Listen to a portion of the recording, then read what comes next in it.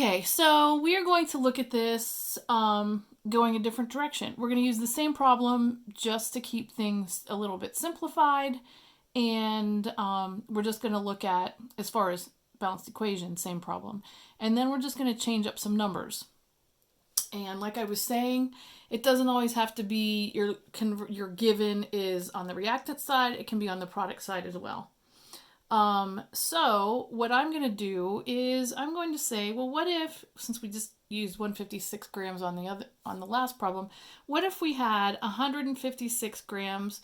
In other words, if we were given 156 grams, what about, or we obtain 156 grams of water, then how much of the fuel must we have used? What mass of fuel would we have needed in order to get that kind of an answer? So, like I said before, it's an excellent habit to say my grams of A to moles of A to moles of B to grams of B. Okay? So, in this case, my given is my water, and then, so that is A, and then what I'm searching for is B, and that's going to be my fuel over on this side. So again, always start with what's given, and that's my 156 grams of water. And the first thing I have to do is convert that to moles. So as you know, I need to divide by grams of water, and that's going to give me 18.011 grams of water for every 1 mole of water. So like I mentioned in the last video, make sure this is always a 1. The only time you can use a number other than 1 in front of mole is going to be at this step. Because here, we've just gone from grams to moles, and now we're going to moles of B. In other words, if I have this many moles, how many of this do I have? So this is where we're going to use that ratio. So for every 2 moles of water, I have 1 mole of that fuel.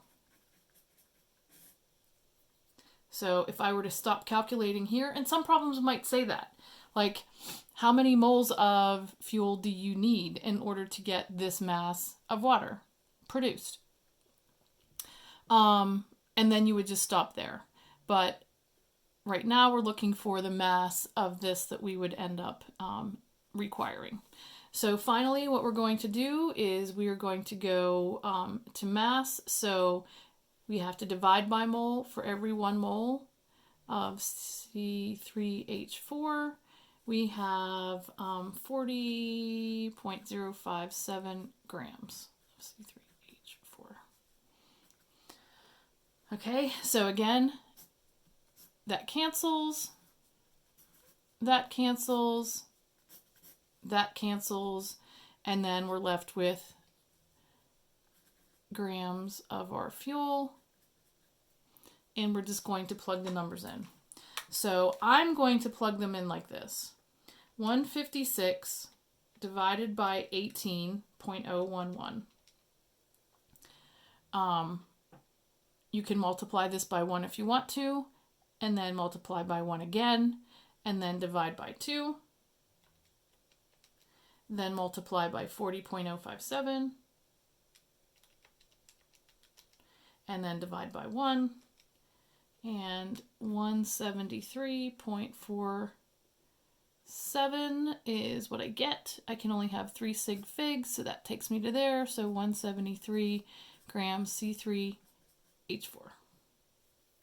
And there you have it.